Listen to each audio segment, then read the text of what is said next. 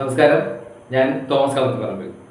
കഴിഞ്ഞ ദിവസം ജോസഫ് കളത്തിപ്പറമ്പിൽ പിതാവ് ഈ നോയമ്പ് കാലവുമായി ബന്ധപ്പെട്ട് ഒരു സന്ദേശം മലയാള മനോരമയിൽ പ്രസിദ്ധീകരിച്ചിരുന്നു. അതിപ്രകാരമായിരുന്നു, നമ്മളൊക്കെ ഈ നോയമ്പ് കാലത്ത് ത്യാഗമനുഷ്ഠിച്ച് മാറ്റിവെക്കുന്ന നമ്മുടെ സമ്പാദ്യം, നമ്മുടെ അധ്വാനത്തിൻ്റെ ഒരു ഭാഗം നമ്മുടെ വീടിൻ്റെ അടുത്ത് ഏതെങ്കിലും ഒരു വീടില്ലാത്ത ഒരു വ്യക്തി ഉണ്ടെങ്കിൽ അവർക്ക് വീട് പണിത് കൊടുക്കാൻ വേണ്ടിയിട്ട് മാറ്റിവെക്കാൻ പിതാവ് അതിന് പ്രത്യേകം സൂചിപ്പിച്ചിരുന്നു. ഇത് കണ്ടിട്ട്, ഇത് വായിച്ചിട്ട് ഇന്ന് നമ്മുടെ സെന്റ് ജെയിംസ് ദേവാലയത്തിലെ ഇടവകാംഗമായ റോബിൻ വാര്യത്ത് എന്ന് പറയുന്ന ആ നല്ല മനുഷ്യൻ എന്നെ തേടി വന്നു. വീട് പണി എവിടം വരെയായി, അതിൻ്റെ കാര്യങ്ങളൊക്കെ നേരിട്ട് വന്ന് കണ്ടു, വിശേഷങ്ങളൊക്കെ ചോദിച്ചു. അതിനുശേഷം അതിനുവേണ്ടി അദ്ദേഹവും എനിക്കൊരു ഷെയ്ക്കാൻഡ് തന്നു.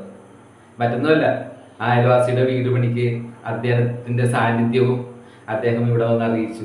വളരെ സന്തോഷം. അദ്ദേഹം ആ വീട് പണിക്ക് വേണ്ടി സഹായം, ഞാൻ ആ റോബിൻ ചേട്ടന് ഒത്തിരി നന്ദി പറയണേ.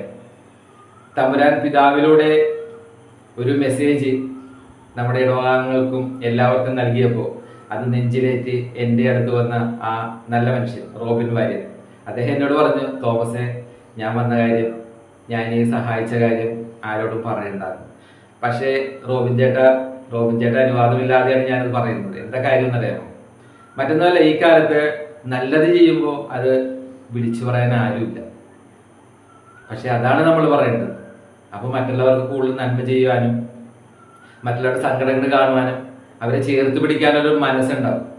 അങ്ങനെ ചേർത്ത് പിടിക്കുന്നവരെ കാണുമ്പോഴാണ് മറ്റുള്ളവർക്കും ചേർത്ത് പിടിക്കാൻ തോന്നുന്നത്. അതുകൊണ്ട് റോബിൻ ചേട്ട അനുവാദമില്ലാതെ ഞാൻ ഈ വീഡിയോ ഇടുന്നതിന്, പിന്നെ റോബിൻ ചേട്ടൻ്റെ പ്രൊഫൈലിൽ നിന്ന് റോബിൻ ചേട്ടൻ്റെ ഫാമിലിയുടെ ഫോട്ടോയും ഞാൻ കടമെടുക്കുന്നുണ്ട്. ഓക്കെ, റോബിൻ ചേട്ടൻ്റെ പോലത്തെ നല്ല മനുഷ്യർ നമ്മുടെ ചേരാനല്ലൂരുണ്ട്.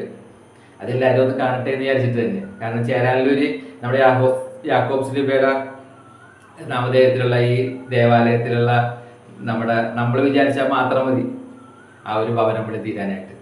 അതുകൂടാതെ കഴിഞ്ഞ ദിവസം എൻ്റെ ഒരു സുഹൃത്ത് വിളിച്ചു, ഷംനാദ്, ഗൾഫിൽ നിന്ന്. അവൻ എന്നോട് പറഞ്ഞു, തോമസേ, ഞാനും ഉണ്ടാവും നിൻ്റെ കൂടെ കേട്ടാ. ഇവിടെ ഞങ്ങളും നോയമ്പിലാണല്ല, മുസ്ലിം സഹോദരങ്ങളും നോയമ്പിലാണ്, അവൻ്റെ കൂട്ടുകാരും നോയമ്പിലാണ്. ഞങ്ങളെ കൊണ്ട് കഴിയാവുന്ന സഹായം ഞങ്ങളും ചെയ്യാം. എന്ത് നന്മകളാണ് നമ്മൾ കണ്ടുകൊണ്ടിരിക്കുന്നത്. ദൈവത്തിന് ഞാൻ നന്ദി പറയണേ. എത്രയും പെട്ടെന്ന് ആ വീട് പണി തുടങ്ങി എത്രയും പെട്ടെന്ന് തീർക്കാനായിട്ട് നിങ്ങളെല്ലാവരുടെയും പ്രാർത്ഥന വേണം, എൻ്റെ കൂടെ ഉണ്ടാകണം. ഓക്കെ.